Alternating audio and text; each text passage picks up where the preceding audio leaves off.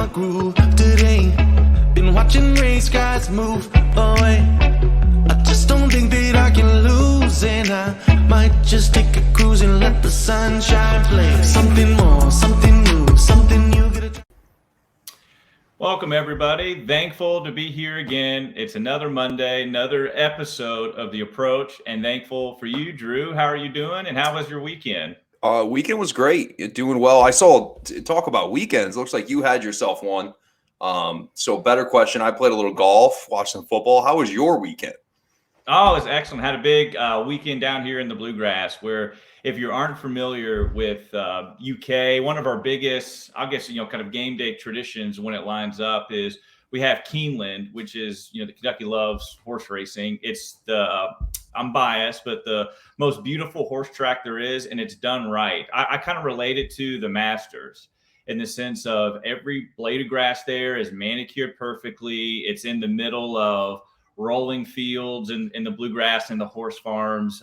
There's hedges, and it's just very historic, very beautiful, and they like to keep it that way. So what there's a big tradition is, I went on Friday, but we have the Keeneland UK game double. So that's University of Kentucky. And what you do is you tailgate there all day. The buses bring you over to the stadium. So you get your horse racing, you get your bourbon, you get your football. I was lucky enough to go to the Cats game, and we got the dub against LSU. So we're rolling, and now we're going to Athens this weekend. Looking forward to the showdown against the #1 team in the nation. Yeah, big one. Yeah, no, it looked fantastic, and so they just do that like this time of year, or is it like open all year round? So yeah, it's actually open. Not all year round, given, but yeah. Right. Well, the biggest auctions for the thoroughbreds happen there.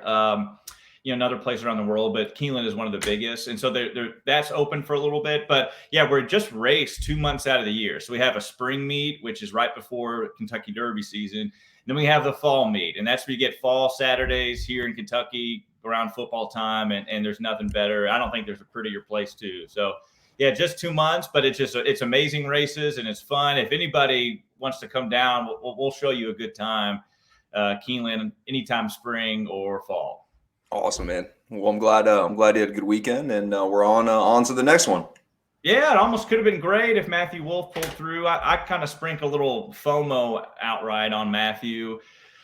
Could he get it done? Because Sung JM just was hot Sunday. And what were your thoughts as we just maybe wrap up the Shriners? I mean, he was fantastic. To the beginning of that round, I mean, he almost kind of slipped things away. It just happened that he had such a grasp on it. But the way he kind of hit the ball at the beginning of the back nine, it had the makings of a 59 all over it for a long amount of the day. So yeah. If Sonjay's making putts, the way he strikes the ball, it was very, very impressive. And the way he played on Sunday, nobody was going to catch him. No, not at all. And I think everyone will remember his hot putting Sunday, and that's true. But he also just killed it with the ball striking, and basically killed it all week. Tee to green gained 10.5 strokes on just tee to green on throughout the whole week. So just kind of kill it, and that's going to get it done. Gained 5.5 putting. Sungjae just reminded everybody. One, I saw on Twitter, reminded how young he is. I think a couple of years younger than Willie Z, which is so surprising because we. Mm-hmm. M's been on the tour a little bit, but just what his ceiling is. And we hope that he gets his major in before his military duty, because we don't want to see Sungjae go. Yeah, no, absolutely. I mean, he's gone through points of his career where it's easy to forget about him right now because he hasn't necessarily been as good with ball striking as he had stretches of earlier on. But to your point, it definitely shows you how he's a world-class player, and if his ball striking's up there and he putts somewhat well, I mean, he contends. And the other thing is, there's not many golf courses that he doesn't have the game or the skill set to play well on. And so it's not like length's an issue. Again, he hits a lot of greens. He hits a lot of fairways. So if he continues this and continues kind of on the roll he's on and has a hot putter, he's gonna be up on leaderboards here for some time moving forward. Yeah, no doubt. And for DFS purposes, we saw chaos in the Friday with all this chalk missing the cut.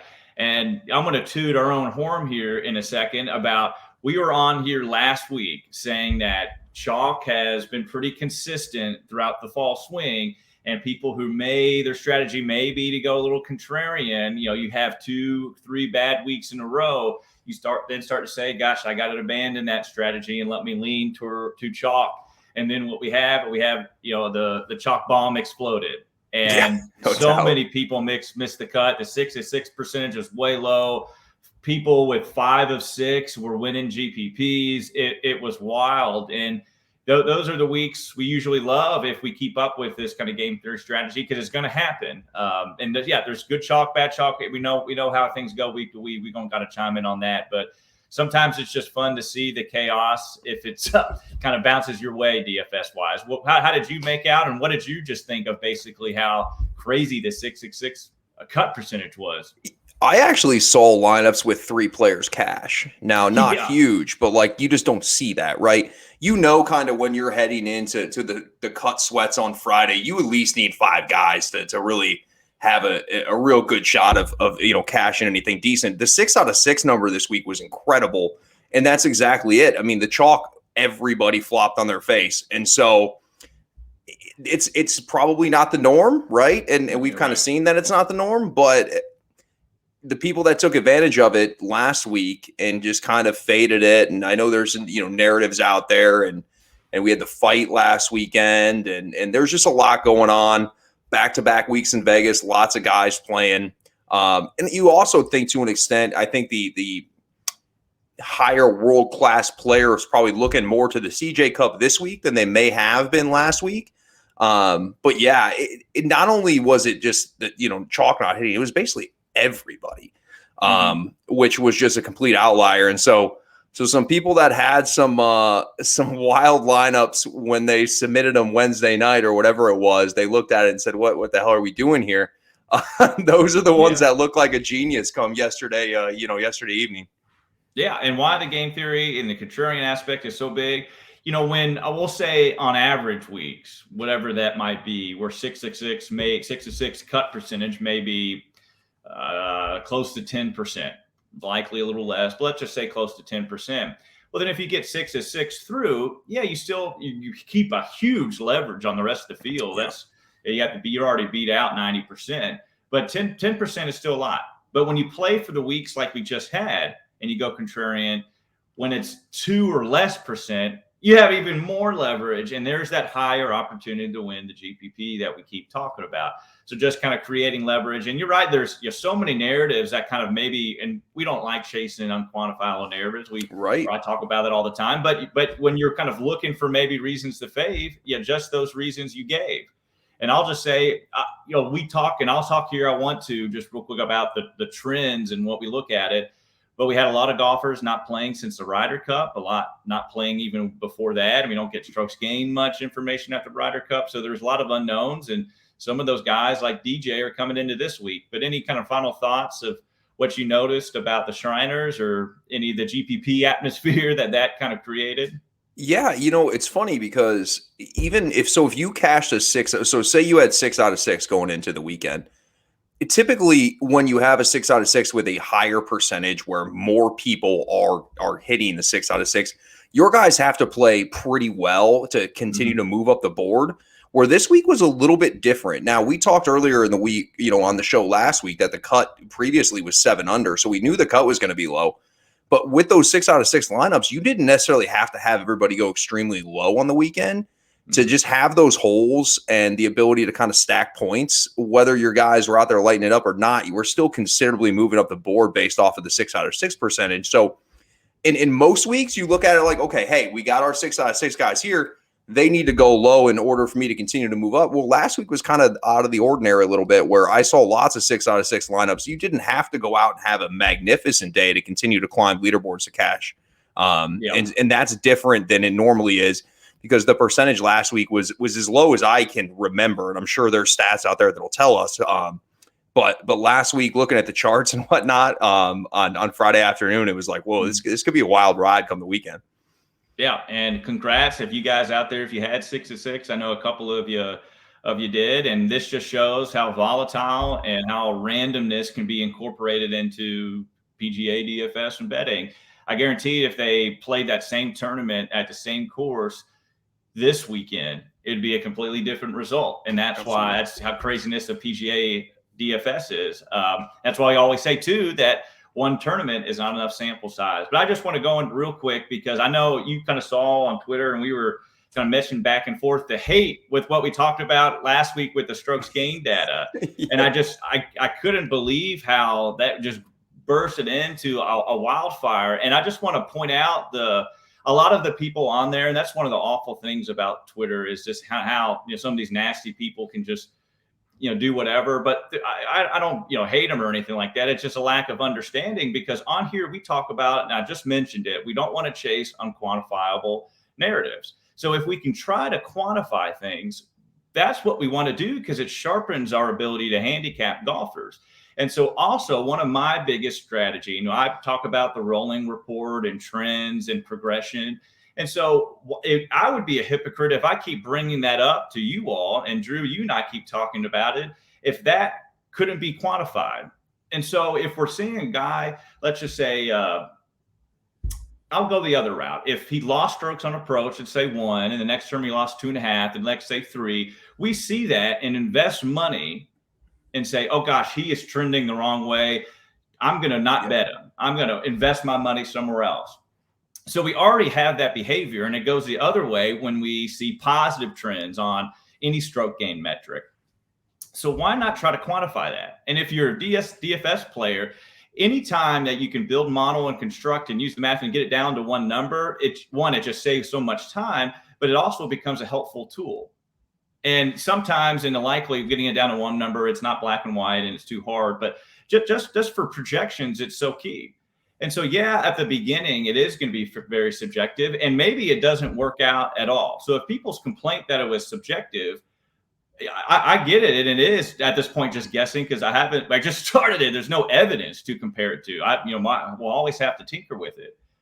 But what's different than a tout out there saying, I think Maverick McNealy is going to play well. He hits it well on approach. He's coming into this great. You should bet him. Well, that is incredibly subjective too. So I just didn't understand the hate of trying to find consistencies in strokes gain data to ultimately back everyone's point that the people were hating on me. These people that were hating, they have the same strategy and talk about the same thing. They look at, over the last 24 rounds, this guy has been hitting the ball well. Well, I'm just looking for data that helps support their strategy. So didn't really understand that. And that's all I wanted to say about it, unless, Drew, you had any thoughts. Yeah, the only other thing I'll say is at no point did you make it sound like it was gospel, right? Like it's, you're trying something. We're taking a look at it. To your point, everybody is using strokes gained. Everybody's using statistics to try to form a knowledgeable opinion on who they want to play and why they want to play them. At no point was it like, hey, that this is, a gospel. Like, this is exactly how it's going to be. We know what's going to happen.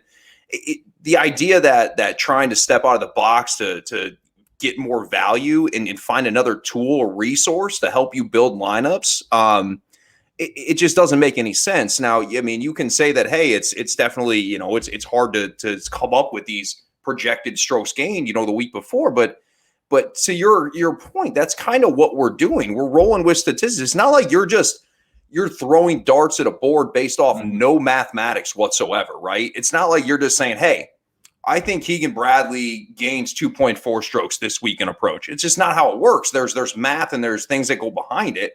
So at no point were you making it sound like this is how it's going to be. It's just you're playing with the numbers. You're going to run a report. You're going to see how it progresses over time. And if it's something, it's something. And if it is, then it's a huge resource for people moving forward. And we'll see what happens with it. And for me, I'm of course rooting for and looking forward to this hopefully being something. And that way, the people that on social media who are so loud and angry for no apparent reason at all, can kind of walk back on some of the words. But again, at no point was it like, hey, that this is exactly, this is a thing. This is, 100%. You're going to listen to this all the time. We'll see what happens with it over time. But again, adding more resources is nothing but a benefit to people. And we'll see where it goes.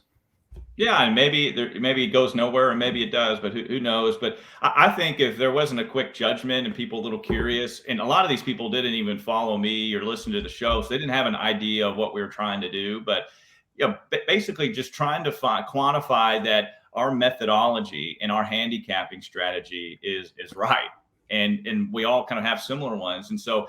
Well, that's all we'll talk about it before we'll dive into the CJ Cup at the Summit Club. And Drew, what do you know about the Summit Club, and maybe what should we look out for? Yeah, I mean, another week in Vegas. I mean, so last year it was Shadow Creek, right? This golf course is going to be a little bit more of a resort style golf course. When I say resort style, you see how desert golf is, right? Where a lot of the times it's fairway desert. Just not quite the case here. We don't know a lot about it, right? So we're just kind of reading like everybody else is. The golf course, the things that I'm very excited about the golf course is I think it's going to, lend itself to some serious fireworks, especially right out of the gates. You think in the first 7 holes, there's 2 par 5s, there's 2 par 4s under 400 yards. Number 1 is potentially drivable, and then you have a flip wedge par 3.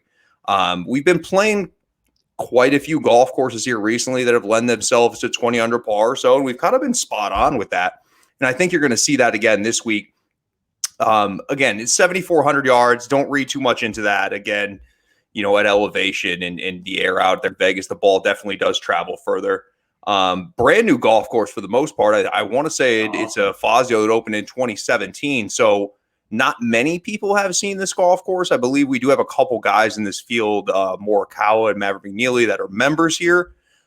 Based off of what you see, the course record is as far as Maverick McNeely holds at 61 and Morikawa at 62. It's definitely going to be a low scoring fest again this week. Again, when I say resort style, you think bigger fairways. These greens are also very big and they're bent. So when we're talking about and kind of peeling the layers back with what we're looking to build models and who are kind of people we like here, of course, approach is up there like we talk about every week. Strokes gained on bent. Nobody has. The thing when we go into, we can talk about comp courses, but when we go into a brand new animal, putting travels, we talk about it all the time. So of course we talk about giving ourselves, birdie opportunities, which is where we hop into birdie or better. Anytime we're looking at a course where we're going to be around 20 to 25 under, birdie or better, something that pops out. You're talking par 4s is a par 72. So you also are kind of looking at par 5s, but definitely the putting aspect of things. And the reason that I'm big on it is because a lot of the times when you have course history and guys have played a track multiple times, they can walk in and they kind of know and have a better idea and understanding of what the greens are than the next guy. Well, here it's a clean slate. I mean, like I said, there's probably a handful of guys that have played this golf course. We know 2 are members. But again, it's not an advantage necessarily to one person or another, which is exciting about this week. And again, I think it's going to be electric. There's I think I want to say, 3 par 4s under 400 yards, which you don't see. And that doesn't even take into account elevation. So it's going to be kind of a birdie fest, and you're going to see some low scores again, especially with the way the golf course starts out in those first 7 holes. So it'll be fireworks. The field itself's great.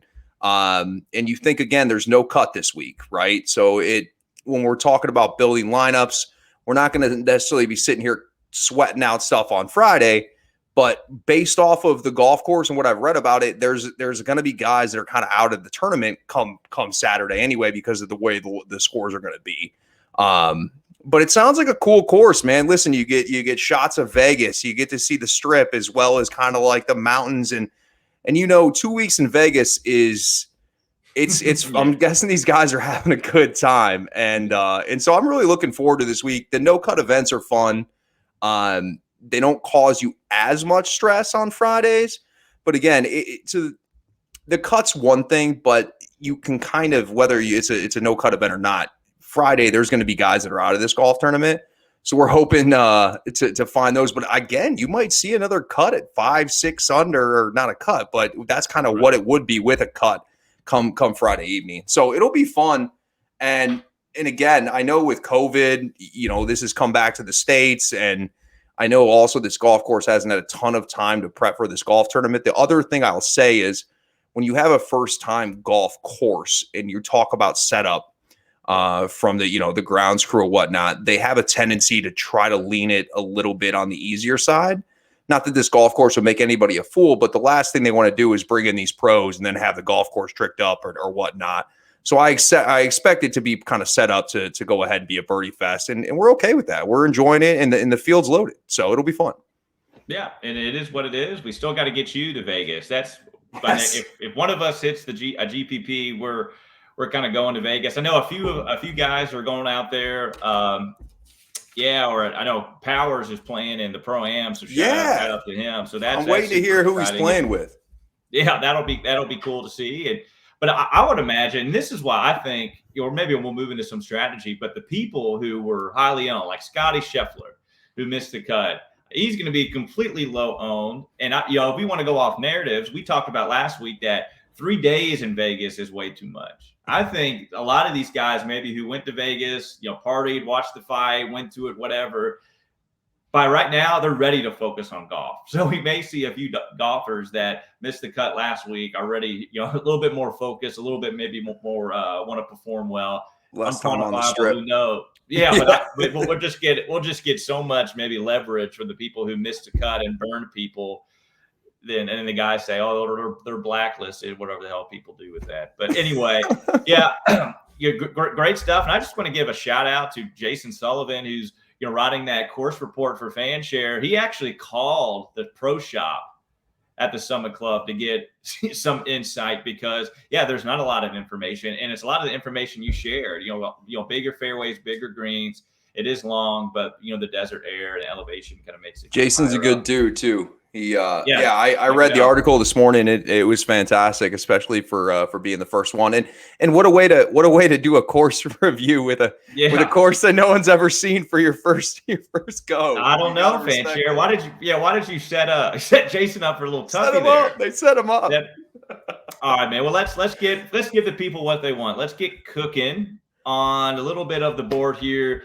DJ, JT in the 11K. We'll go 10 all the way up to DJ. So Rory to DJ.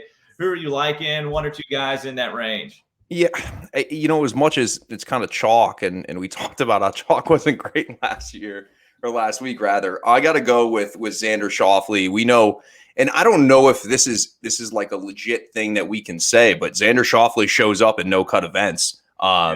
He's had 9 times in a no-cut event. He's finished first or second.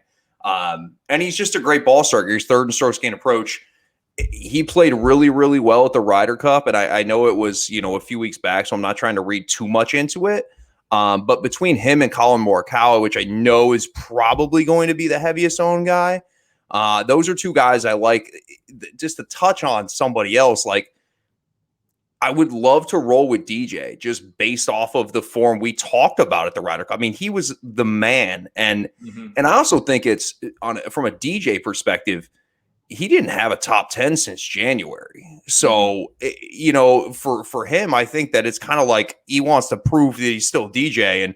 And there's, little to no reason that I wouldn't want to play him, although the number's high when we're talking about building lineups. But if we love him, let's roll with it. But I'll just kind of go chalk here, man. And I can't really find another way around it. I wanted to talk myself in to Spieth, as you know, but I'm not going to do it. So I'm going to go with I'll go with Xander and Morikawa, and I think that both guys will be probably the highest 2 owned there in the 10K range, and probably rightfully so. Yeah, I think you're right. And look, you have methodology behind Xander referencing that he does well in no-cut events. If anybody's out there listening, what would be interesting to research is that how do golfers or what golfers perform better on new courses where nobody's really seen it before? That would be kind of interesting too. Would it make sense? I don't know. But so I want to say I like DJ too, like JT, everybody outside of Jordan, actually, who doesn't model out well for this course or what we think this course to be, it's splitting hairs.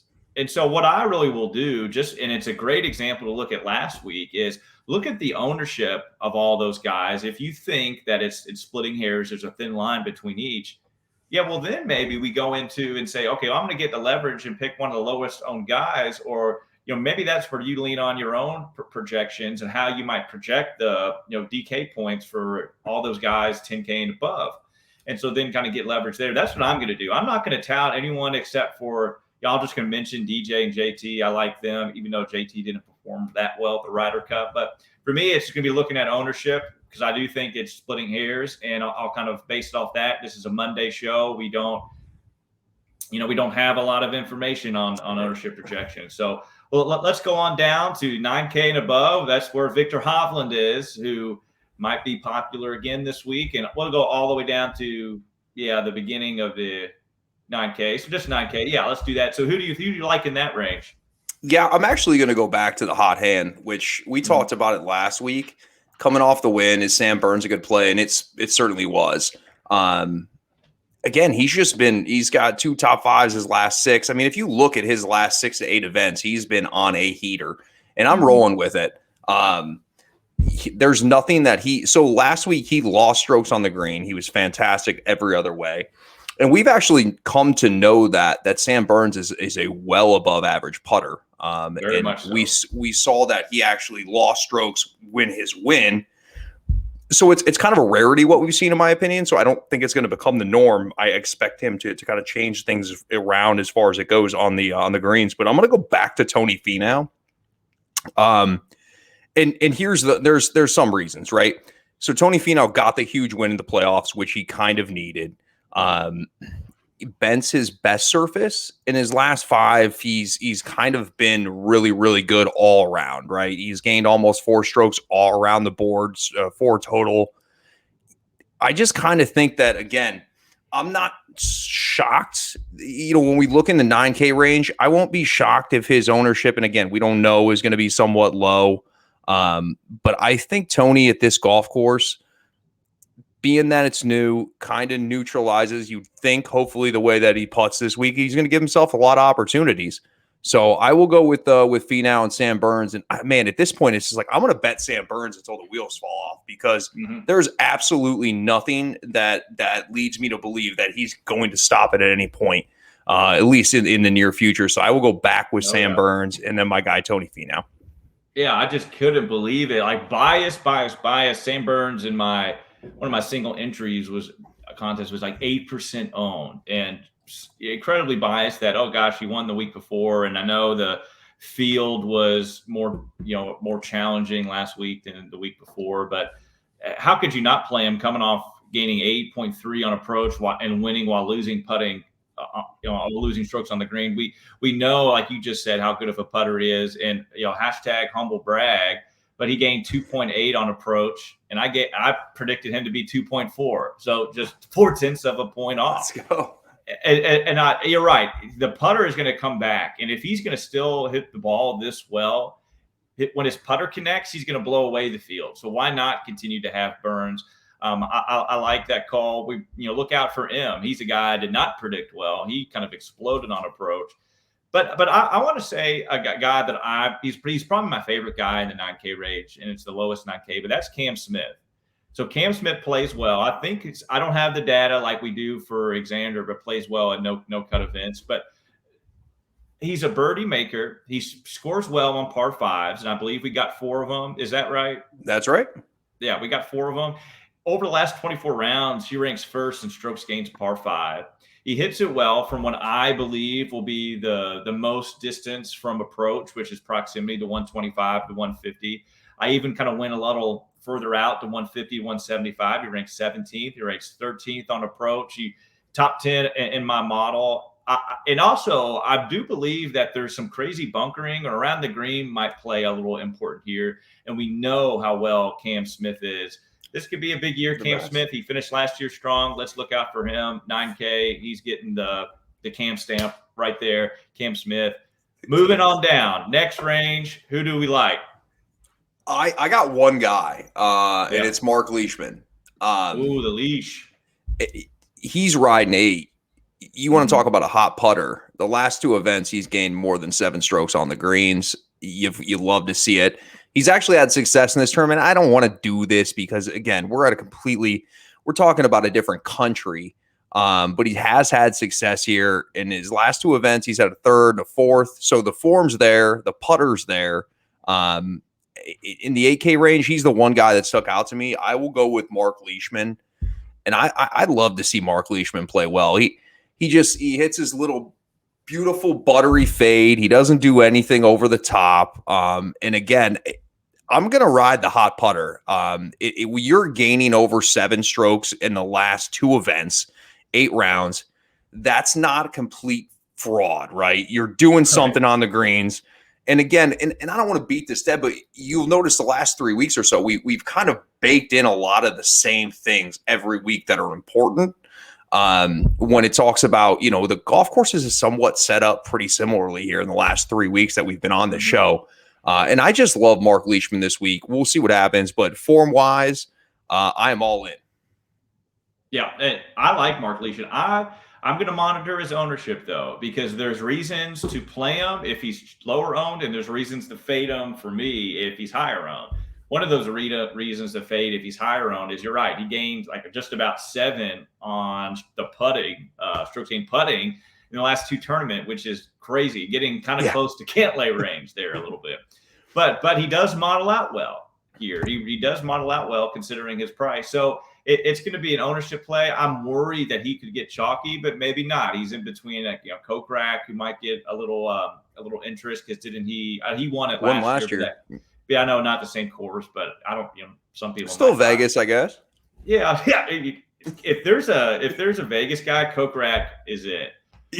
But I'll share a little bit. English is a little important, a little interesting to me, even after his disappointment. But I love some Euros, and I'm going to name a lot of them. Well, I'm going to wait till the next range. No, fudge it. I'm going to go ahead and do it. So watch out for Scotty Scheffler, bounce back week right here. I like that. Yeah, he's a bounce back week. Tommy Fleetwood played well. I believe was at the Dunhill Links. It kind of showing a little form again. A no-cut event for Tommy Fleetwood is really interesting. We usually get it's like a low floor and high ceiling. He's a streaky, and I like that, especially for this no-cut event. Hatton is interesting. Lowry is interesting. Casey, who models out perfectly, I think he's going to be lower owned too. I know I'm mentioning a lot Scott, but I'm going to use all these kind of low-owned Euros. I know Scott's from Australia, and sprinkle those in. It's going to be super interesting. But one guy I really like, and he's not in the 8K range. He's 7,900, but it's Justin Rose. I think we get a little bit bounce back year for the Roser. I'll be interested to do. He played well at the Wyndham, was his last tournament, finished 10th. I think we see a new Justin Rose, but I really like some of these low Euros. And when you're in a no-cut event with just 70-plus golfers, you're going to have to get unique. You're going to have to get contrarian because people make a lot of duped lineups when the field is smaller. So, again, love Scotty bounce back, but Tommy Fleetwood may be my favorite of the Euro, then Scott and Rose. And you want to talk about ownership, Rule? I know we don't have ownership, but you just, if those are guys that you're in on, and I'm not telling you shouldn't be, those guys are going to be extremely low owned for the reasons that you mentioned. I mean, Tommy Fleetwood kind of hasn't been on the reservation in a long time, and I know the form's been better, but if you think those guys are going to have a good week, there's a lot of value in them. And yeah, the Euro love in the 8K, 7K range for you. I like it. Yeah, very much. And everybody loves, now that we get more, I guess, we call it past performance in the horse racing industry. When we've been able to play a couple tournaments in the fall swing, people like that data because it shows us how well a golfer is playing, even though how we interpret it is subjective. But we love that data because it makes us feel good. It gives us some security, I guess I should say. These Euros don't have the data. Like Rose last game of the Wyndham, but we saw, just like we kind of saw with him, how quick of a turnaround it could be from one bad week to one good week. And we can't predict what these golfers are doing in between now and the last time they played. And so your fear is going to say, gosh, I can't play them. I want to go with a guy who's been playing a lot, like Homa or Kim, because we have a lot of data. We can interpret that more. So we're not going to shy away from the people who haven't been playing as much. And that lowers the ownership, benefits us. All right, 7K, very interesting. I think the winner of a GPP is going to have to get this range right. I love this range. What do you think of it? I'm with you. And Listen, I like Russell Henley, but I don't know how much Yeah. Russell Henley I'm going to have. So here's the deal. I feel like everybody sees golf tournaments that potentially could get into the 20s, and Russell Henley screams to them, right? Everybody's model has Russell Henley modeling out well because he's a fantastic ball striker. So things tell me to bet Russell Henley, and I might have a little Russell Henley, but I think the ownership for Russell Henley will be extremely high. Somebody coming off a miscut that I think the ownership may be potentially lower on is Kevin Na. So I know at the Fortinet he did miss the cut, but his last 4 tournaments before that, and we're speaking to form here, he had a 3rd, a 17th, and 8th, and a 2nd. So the form's been there. He had a kind of a bad week. And again, he's kind of outside of off the tee, which we talked about it earlier, larger, more forgiving fairways this week. I don't know if it'll be that much of a, concern, but he's gaining strokes across the board. 5.5 strokes gain total over his last 5. So, and again, I'm trying to overlook the miscut. It's just a week. Again, we can't read too much into it. But I'm gonna go back on the fact his last 16 to 20 rounds before that have been really, really good. And so I will go with Kevin Na in the 7K range. Alex Noren's also another interesting guy. You want to talk about a guy can putt really, really well. He's best in the field on bent. So I will have some Alex Noren shares as well. Yeah, I like that Noren call a lot. And I think, speaking of bounce back and don't worry about the miscut, I kind of like going back to Siwoo. I hate Aaron Wise. I always have, but he is starting getting interesting after how well he played on approach last week. Varner, McNeely is going to be chalk. Everyone has him already in his betting card. He's going to be chalk. Who I'm really going to be heartbroken is going to be chalk is Taylor Gooch. He just has been playing lights out on approach. In the fall swing in general, has 2 top 15s, a 4th at the Fortinet, 11 at the Shriners. We know, I was back before the Fortinet championship even saying, and it happened, and said Taylor Gooch is one of the best ball strikers on the tour, and he gained 5.6 last week, 2.6 at the Fortinet championship. What I really love about it is because we have larger fairways, because that's where he really struggles, is that he's going to have more opportunity to be in the fairway. And if Gooch stays in the fairway, his approach game is always solid. He's going to give himself birdie opportunities. He's a decent bent putter. He's going to be chalky. I don't like it. I don't care. I'm still going to play him. He's a great. You cannot. You don't have a choice, dude. No. You are too far into this. Gooch has got to be. You're too far deep, man. I've rode the Gooch all the way here, and it's the last train out of Las Vegas. I think we're leaving some Gooch courses as we kind of get later into the fall swing. I don't like some of those courses for them. Back kind of going into Southern California, I like them at Torrey. So we'll get back to them, but this might be the last opportunity for a while for the Goochmeister. And he models out well. He's been playing well. It's hard not to like him.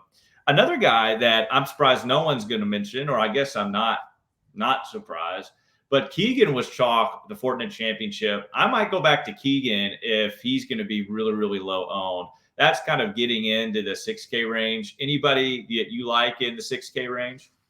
Tom Hoagie is a guy that I like in this. Yeah, in the Hoagie. Yeah. So in the last 5, he's been trying to get a 14th last week. His last 5, it's just been pretty dang good across the board.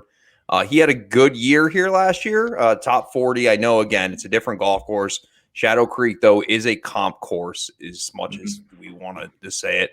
But again, in the 6K range, I like him too. Another guy that I'm okay with, and I'm not 100% sold on this because I think it's you want to talk about a chalky guy in the 6K range, I think it's going to be Cam Davis. But there's a lot of reasons to want to play him down in this range.